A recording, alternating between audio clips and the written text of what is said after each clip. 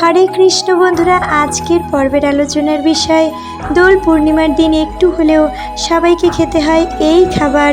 এবং আজকে আরও বলবো যে কোন রঙের আবির এই দিন রাধা গোবিন্দের চরণে দিলে সকল মনের ইচ্ছা পূরণ হয়। তবে মূল পর্বে যাবার আগে সকলের কাছে বিনীতভাবে অনুরোধ জানাচ্ছি, যদি ভিডিওটি ভালো লাগে অবশ্যই একটি লাইক করে চ্যানেলটি সাবস্ক্রাইব করে দেবেন এবং কমেন্ট বক্সে মাতা লক্ষ্মীর আশীর্বাদ পেতে লিখুন জয় মা লক্ষ্মী। চলে যাচ্ছি মূল পর্বে। এই দোল পূর্ণিমার দিন ভগবান শ্রীকৃষ্ণ সকলকে নিজের প্রেমের রঙে রাঙিয়ে তোলেন। তাই এই দিন রাধা গোবিন্দের চরণে আবির না দিলে দিনটি অসম্পূর্ণ থেকে যায়। তাই এই দিন বন্ধুরা খুব ভোরে ঘুম থেকে ওঠার চেষ্টা করবেন এবং ঘুম থেকে উঠে স্নান সেরে শুদ্ধ বস্ত্র পরিধান করে রাধা কৃষ্ণের চরণে আবির দিতে হবে। এই দিন সম্ভব হলে হলুদ অথবা লাল বস্ত্র পরিধান করতে হবে।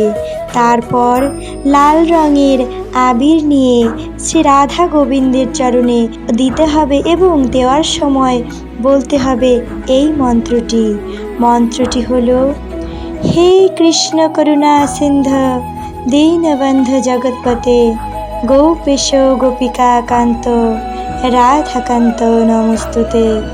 এই মন্ত্রটি বলে রাধা গোবিন্দের চরণে প্রণাম নিবেদন করে তারপর আবির স্পর্শ করাতে হবে এবং মনের সকল ইচ্ছা রাধা গোবিন্দের কাছে মনে মনে বলতে হবে।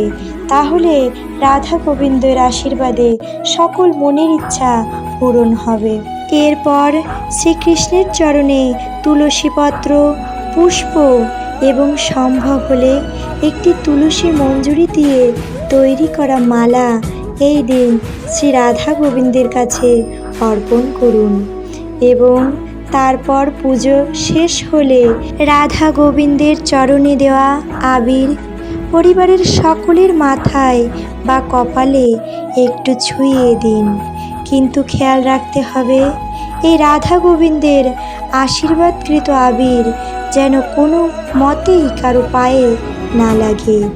এই পূর্ণিমার দিনে যারা উপবাস রাখবেন তারা পরদিন ভাত বা অন্ন খেয়ে পারণ সম্পন্ন করবেন। কিন্তু যারা উপবাস রাখতে পারবেন না তারা এই দিন কোনো মতেই আমিষ আহার গ্রহণ করবেন না।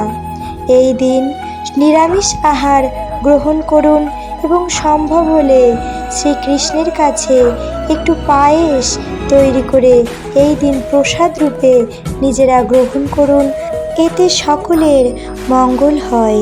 তাছাড়া এই দিন পারলে শ্রীকৃষ্ণের কাছে একটি নারকেল বা নারকেলের তৈরি কোনো ভোগ শ্রী রাধা গোবিন্দকে নিবেদন করুন এবং নারকেল বন্ধুরা এই দিন খাওয়ার চেষ্টা করুন, কারণ নারকেল হলো শ্রীফল।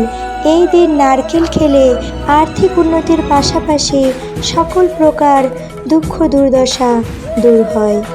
তাছাড়া এই দিন আটার তৈরি একটি রুটি, যেই রুটি চিনি অথবা গুড় দিয়ে আটার সাথে মিশিয়ে মিষ্টি রুটি তৈরি করে শ্রীকৃষ্ণের কাছে অর্পণ করে শ্রীকৃষ্ণের প্রসাদ স্বরূপ পরিবারের সকলে গ্রহণ করুন।